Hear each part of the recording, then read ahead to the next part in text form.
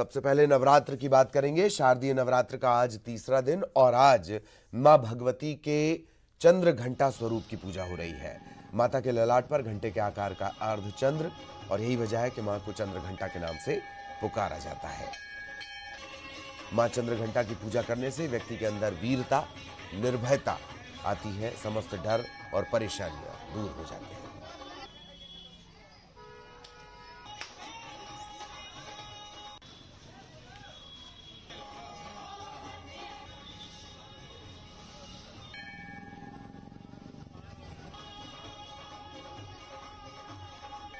और सहयोगी मिथिलेश दुर्ग से और जीवानंद कांकेर से हमारे साथ जुड़े हुए हैं। जानकारी हम आपको दिलवाएंगे दोनों जगहों की। मिथिलेश, पहले मैं आपके पास आना चाहूंगा, कहां पर आप इस वक्त हैं और क्या कुछ भक्तिमय माहौल नजर आता है, बताएं जरा।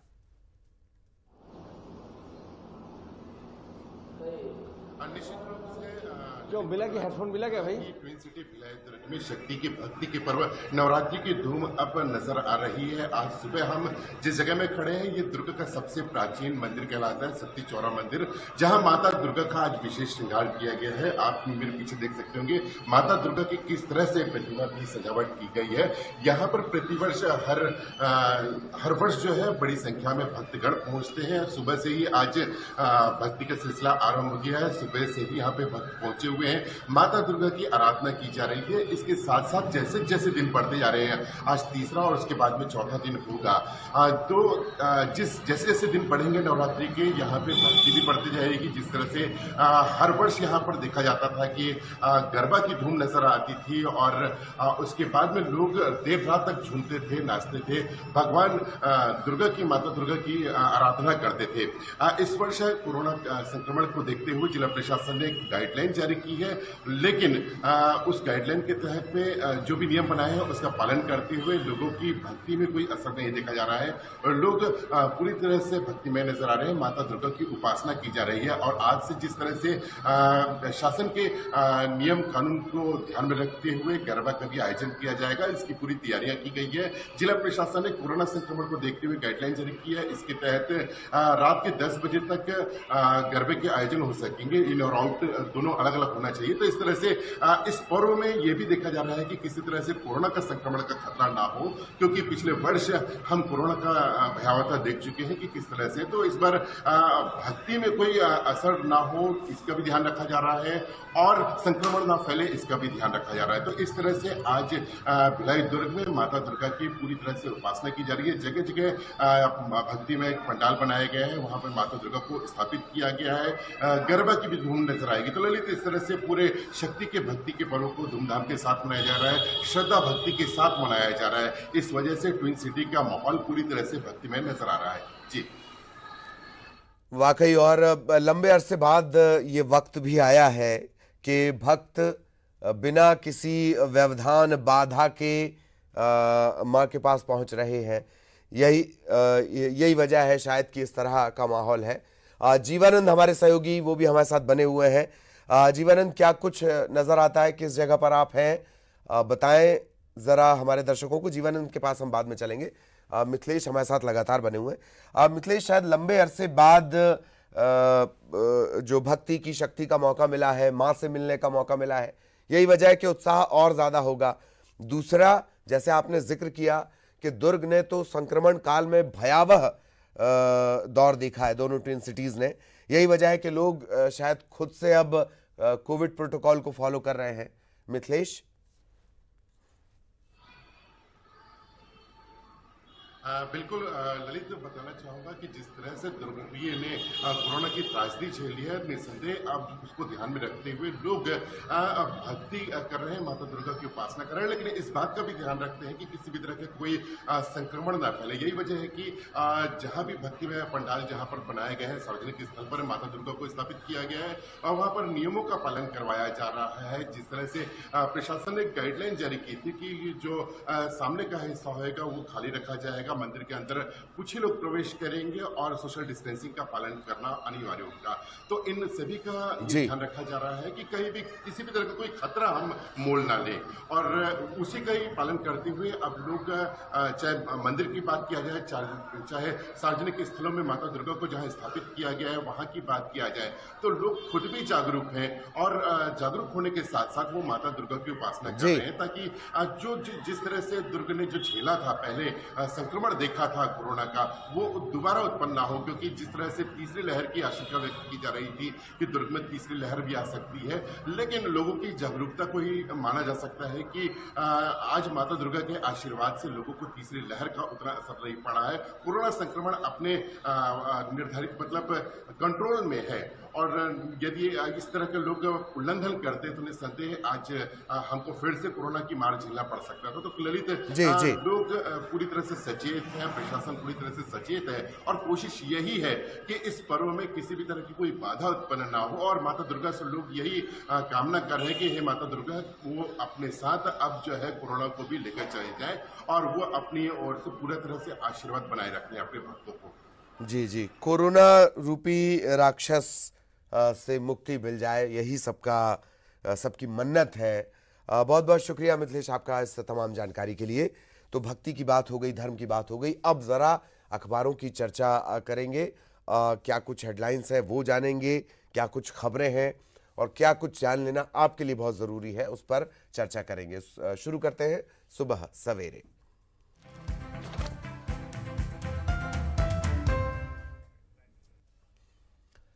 सीधा रायपुर आपको लिए चलेंगे। सहयोगी ममता हमारे साथ जुड़ी हुई हैं, उनसे जानेंगे क्या कुछ अखबारों की सुर्खियां कह रही हैं। सुप्रभात ममता, और क्या कुछ कह रहे हैं आज के अखबार?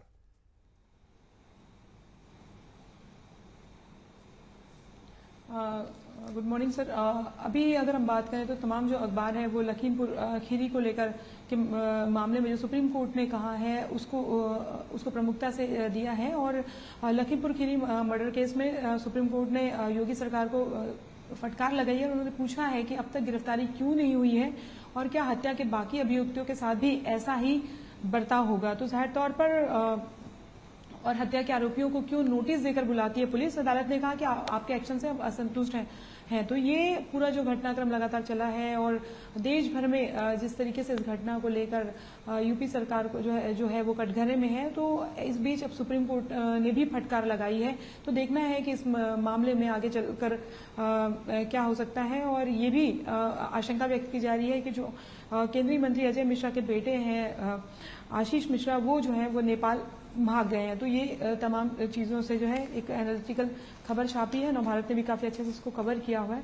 दूसरी बात, अगर हम बात करें, पत्रिका समेत तमाम अखबारों ने जो प्रमुखता से खबर दिखाई है और कल भी जो प्रमुखता से खबर छाई रही, वो ये है कि सरकार को टाटा और घर लौटे महाराजा, यानी कि एयर इंडिया जो है वो टाटा की हो गई है और 18,000 करोड़ की बोली लगी और टाटा ग्रुप की एयर इंडिया हो गई। और तब इसके बाद तमाम चीजें क्या होंगी ये दिया गया। इसके साथ ही जो लगातार इस बात को लेकर भी कहा जा रहा था कि तमाम जो सरकारी जो एक तरह से कहें कि संसाधन है उनका जिस तरह से निजीकरण किया जा रहा है, उसको लेकर लगातार केंद्र सरकार घिरी हुई थी। तो इन अब और जो है वो निशाने पे है। नई दुनिया की अगर हम बात करेंगे तो कवर्धा में शांति रैली निकली है और कर्फ्यू में छूट दी गई है। और मुख्यमंत्री भूपेश बघेल ने कल साफ तौर पे कहा है, कल उन्होंने बैठक ली थी और उन्होंने कहा है कि एडीजी को भी निर्देश दिए हैं कि कवर्धा में जो उपद्रव करने वाले हैं उन पर सख्त कार्रवाई की जाए। जो रैलियों के जो विजुअल्स आ रहे हैं जो सोशल मीडिया में छाए हुए हैं, जाहिर तौर पर वो बेहद जो है वो गंभीर हैं, आपत्तिजनक है।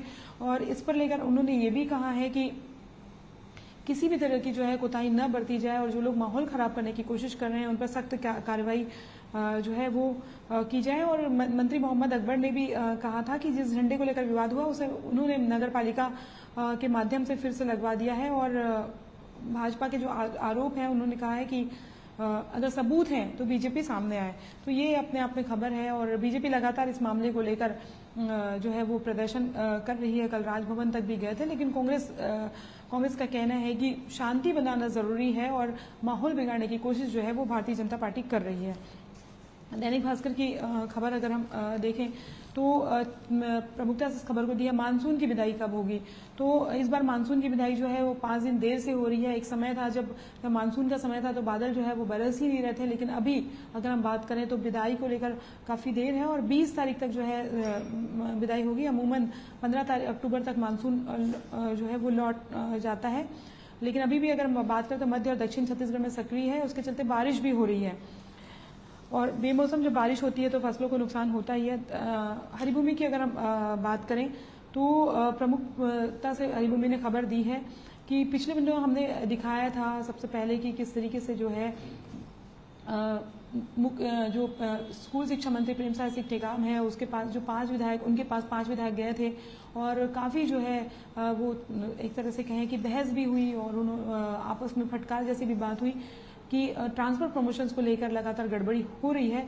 अब बृहस्पति सिंह ने इसे लेकर बयान दिया है, क्योंकि बृहस्पति सिंह भी शामिल थे, मोहित करकट्टा थे, गुलाब कमरो थे, यूडी मिंज थे, तो ये सभी लोग गए हुए थे, विनय जायसवाल थे। तो बृहस्पति सिंह ने अब बयान दिया है, उस दिन तो वो सिक्किम निकल गए थे सुबह सुबह कि जो मंत्री गड़बड़ करेगा उसे सारे विधायक मिलकर ठीक कर देंगे। और इसी में जो है जब ये मामला आया था प्रेमसाय सिंह टेकाम वाला, तब स्वास्थ्य मंत्री टीएस सिंहदेव ने कहा था कि अगर आप अपना घर नीलाम करेंगे तो पड़ोसी को फायदा होगा। तो ये अब जो बृहस्पति सिंह ने इस तरीके से फिर से एक बार बयान दिया है और इसका मतलब साफ है कि दूसरे दिन तमाम विधायक बच रहे थे, लेकिन बृहस्पति सिंह जिस तरह से खुलकर सामने आए, इसका मतलब ये इस मसले को पकड़े रहना चाहते हैं। और आने वाले समय में सियासत तो तेज होगी ही, लेकिन बीजेपी को और बैठे बिठाए एक और मुद्दा मिल जाएगा। जी जी जी जी, बहुत बहुत शुक्रिया ममता इस तमाम जानकारी के लिए, इस तमाम हेडलाइंस के लिए। विस्तार से ममता जानकारी दे रही थी। अब खबर धमतरी से है। गोबर खरीदी पर नाराजगी है। सीएम के विशेष सचिव नाराज हो गए हैं गोबर खरीदी में लापरवाही को लेकर। विशेष सचिव है एस भारतीदासन, वो नाराज हुए हैं। दरअसल वो गोबर खरीदी का जायजा लेने पहुंचे हुए थे धमतरी में, और इसके बाद जब उन्हें लापरवाही मिली तो वो नाराज हो गए। इतना ही नहीं, धमतरी जनपद सीईओ को उन्होंने नोटिस भेजा है, गौठानों के नोडल अधिकारी को नोटिस। गौठान में रोज गोबर खरीदी नहीं हो रही है, इसे लेकर नाराज हो गए हैं और नोटिस जारी किया है।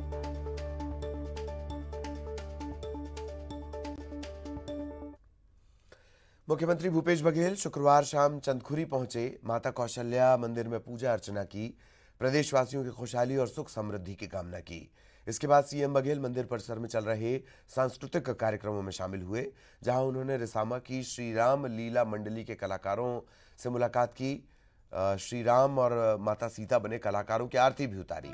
इस मौके पर गृह मंत्री ताम्रध्वज साहू, संस्कृति मंत्री अमरजीत भगत और राज्य गौ सेवा आयोग के अध्यक्ष महंत राम सुंदर दास सीएम के साथ रहे। सीएम भूपेश बघेल ने कहा है कि कवर्धा मामले को लेकर समीक्षा बैठक की गई है। उन्होंने ये भी कहा कि कवर्धा के आईजी को प्रेस कॉन्फ्रेंस कर सारे तथ्यों को प्रदेश की जनता के सामने रखने के लिए उन्होंने कहा है। मुख्यमंत्री ने यह भी कहा कि जो भी दोषी होगा, चाहे वो किसी धर्म का हो, वर्ग का हो, पक्ष का हो, उनके खिलाफ कार्रवाई की जाएगी। मैंने इस पर निर्देश दिया है कि जो भी दोषी होगा उसके खिलाफ कार्रवाई हो। और एडीजी विवेकानंद जी को मैंने निर्देशित किया है कि जो भी तथ्य है उसे प्रेस के माध्यम से आम जनता तक पहुँचाया जाए कि आखिर इसके लिए कौन दोषी है। कोई भी जो इस घटनाक्रम में जो दोषी है, चाहे किसी वर्ग के हो, कोई भी व्यक्ति हो, चाहे कितना भी ऊंचे पहुँच रखने वाला हो, वो जनता के सामने आना चाहिए और उसके खिलाफ कार्रवाई होना चाहिए, ताकि छत्तीसगढ़ शांति का प्रदेश है। इस प्रकार की घटनाएं बहुत कम होती रही है। कभी कांकेर या फिर आप डूंगरगढ़ के 1-2 घटनाओं को छोड़ देते, छत्तीसगढ़ में इस प्रकार का कभी माहौल रहा है। ये घटना भी घटी है, लेकिन मैं समझता हूँ कि ये प्रदेश शांति प्रिय प्रदेश है और इस प्रकार की घटनाओं का यहाँ छत्तीसगढ़ में कोई स्थान नहीं है। लेकिन जिन लोगों ने किया उसके खिलाफ सख्त कार्रवाई की जाएगी। इधर कवर्धा शहर में हुई हिंसा में बीजेपी नेताओं के नाम पर एफआईआर दर्ज की गई है। पहला बड़ा नाम सांसद संतोष पांडे, इसके अलावा पूर्व सांसद अभिषेक सिंह, कवर्धा के पूर्व विधायक अशोक साहू, पंडरिया के पूर्व विधायक मोतीराम चंद्रवंशी, भाजपा प्रदेश मंत्री विजय शर्मा, भाजपा जिलाध्यक्ष अनिल ठाकुर, ऐसे तमाम भाजपा नेताओं के इसमें नाम शामिल है। वहीं भाजपा ने एक तरफा कार्रवाई का आरोप लगाया है।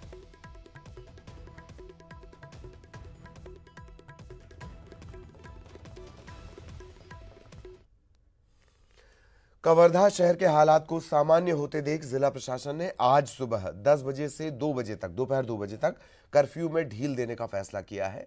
लेकिन ये सिर्फ शहर के लोगों को छूट दी जाएगी। शहर की सीमाएं सील रहेंगी, किसी को आने की अनुमति नहीं दी जाएगी।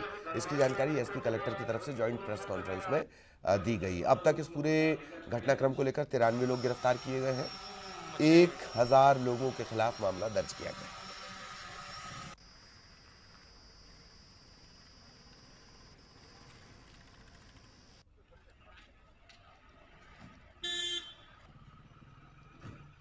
कवर्धा जिले में बीते 3 अक्टूबर से जो विवाद उत्पन्न हुआ था, उसके बाद जो है आज छठवें दिन जो है शांति का माहौल है। पूरे शहर में जो है किसी तरह से कोई वारदात नहीं हुई है। और इस पूरे मामले में जो 3 तारीख की घटना हुई और 5 अक्टूबर की घटना को लेकर पुलिस ने 7 FIR दर्ज किए हैं, जिसमें से जो है 93 लोगों के खिलाफ जो है मामला दर्ज किया गया है। इनमें से कुछ लोगों की गिरफ्तारी भी हुई है और आगे भी वीडियो फुटेज के आधार पर जो है इसमें लोगों की गिरफ्तारी हो सकती है। आप देख सकते हैं शहर में अभी पूरी तरह शांति का माहौल, पुलिस व्यवस्था जो है अभी भी शहर में बनी हुई है। किसी तरह से कोई अप्रिय स्थिति ना हो, इसका ध्यान जो है रखा जा रहा है। खासकर जो नवरात्रि का त्यौहार है उसे लेकर जो है जो जिला प्रशासन है उसने छूट दी है। और खासकर जो कल से जो है सुबह 10 बजे से 2 बजे तक जो है कर्फ्यू में ढील दी जाएगी, जिसमें लोग जो है जरूरी सामानों की खरीदारी कर सकें, मंदिरों में दर्शन कर सकें। इस तरह की व्यवस्था जो है जिला प्रशासन के द्वारा की जा रही है।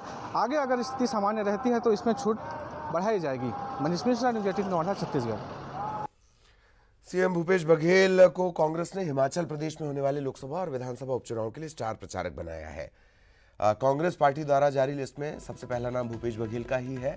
लिस्ट में हिमाचल प्रदेश के लोकसभा और विधानसभा उपचुनाव के प्रचार में 20 प्रमुख कांग्रेस नेताओं को जो जिम्मा दिया गया है, इसमें नवजोत सिंह सिद्धू भी हैं, पंजाब के सीएम चरणजीत चन्नी हैं, राज बब्बर हैं, कन्हैया कुमार हैं इस लिस्ट में।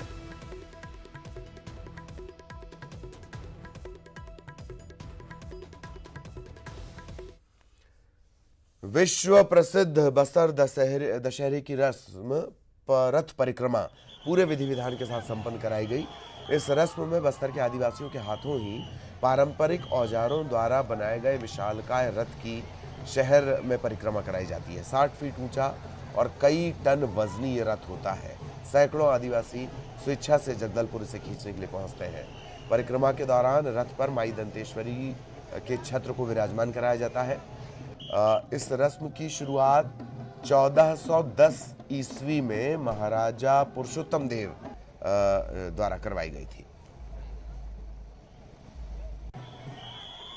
बस्तर दशहरा की शुरुआत हो चुकी है और आज रथ परिक्रमा का बस्तर दशहरा में महत्वपूर्ण स्थान है, महत्वपूर्ण रस्म है। तो निश्चित रूप से आज रथ परिक्रमा करेगी, फुल रथ परिक्रमा करेगी और लगातार 5 दिनों तक करेगी, जो बस्तर दशहरा का ऐतिहासिक रस्म को अदायगी करेगी। तो हर दिन मतलब बस्तर दशहरा में हर दिन कहीं न कहीं नए रस्में हैं, तो वो रस्मों को नीति नियम और विधि विधान से बराबर हम लोग पूर्ण कर रहे हैं। खबर धमतरी से नेशनल हाईवे पर हादसा हुआ है। NH 30 पर सड़क हादसे में 2 लोगों की जान चली गई है। दरबा के पास यह हादसा हुआ है, 2 लोगों की मौत हो गई। बीती रात का यह हादसा बताया जा रहा है। गुस्साए ग्रामीणों ने हाईवा को आग लगा दी है। तनाव के चलते 2 घंटे तक हाईवे जाम भी रहा। NH 30 पर यह हादसा हुआ और इसके बाद उसका असर ये रहा, ग्रामीण गुस्से में है, उन्होंने आग लगा दी है हाईवा को और इसके चलते 2 घंटे तक नेशनल हाईवे जाम रहा।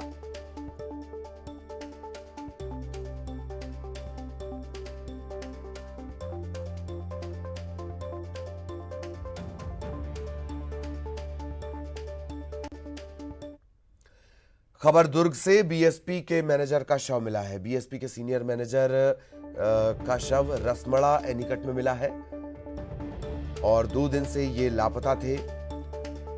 जो घरवाले, उनका कहना है कि पोस्ट कोविड साइड इफेक्ट के चलते परेशान थे। गाड़ी के रजिस्ट्रेशन नंबर से पहचान हुई। बीएसपी के ये मैनेजर थे। शव इनका मिला है एनीकट के पास।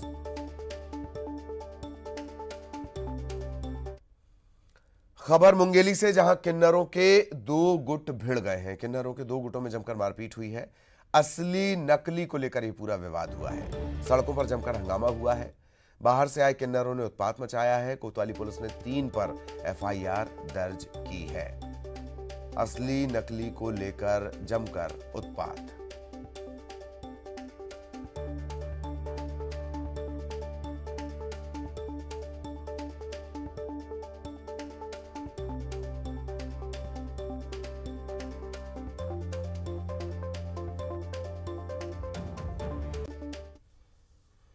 और इसी के साथ इस बुलेटिन में इतना ही।